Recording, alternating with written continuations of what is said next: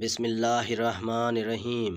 السلام علیکم ناظرین، شعبان میں جو قرآن کی یہ سورت 7 بار پڑھے گا پورا سال وہ لوگوں کے دلوں پر حکومت کرے گا انشاءاللہ۔ نبی پاک نے فرمایا، علی علیہ السلام تمہاری مثال میری امت میں ایسی ہے جیسی اس سورت کی پورے قرآن میں ہے۔ امیر المومنین حضرت علی المرتضیٰ نے فرمایا، جس نے صبح کی نماز کے بعد 11 مرتبہ اس سورت کی تلاوت کی گویا اس نے شیطان کی ناک زمین پر رگڑ دی۔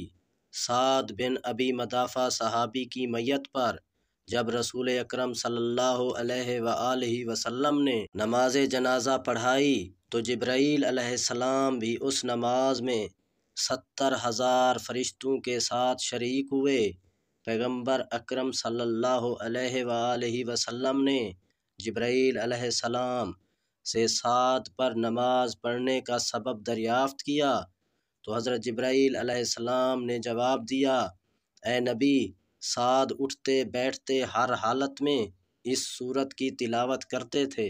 حدیث نبوی صلی اللہ علیہ وآلہ وسلم میں ہے کہ جب تم قبرستان سے گزرو تو 11 مرتبہ اس سورت کی تلاوت کر کے دفن ہونے والوں کو بخش دو تو ان کی تعداد کے برابر اس کا ثواب ملتا ہے۔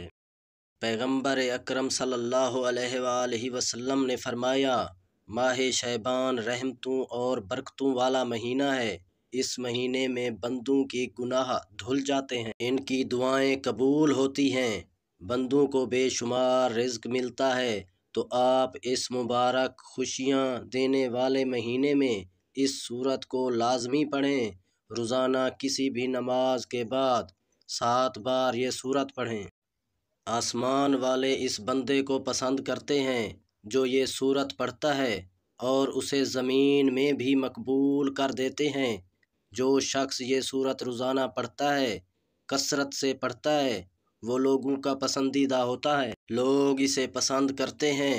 نبی پاک نے فرمایا، علی علیہ السلام تمہاری مثال میری امت میں ایسی ہے جیسے اس سورت یعنی سورت اخلاص کی پورے قرآن میں ہے۔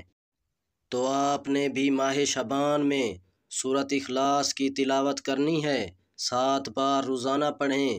پورا سال آپ اللہ کی رحمتوں میں گزاریں گے اور زمین و آسمان میں رہنے والوں کے پیارے بن جائیں گے انشاءاللہ۔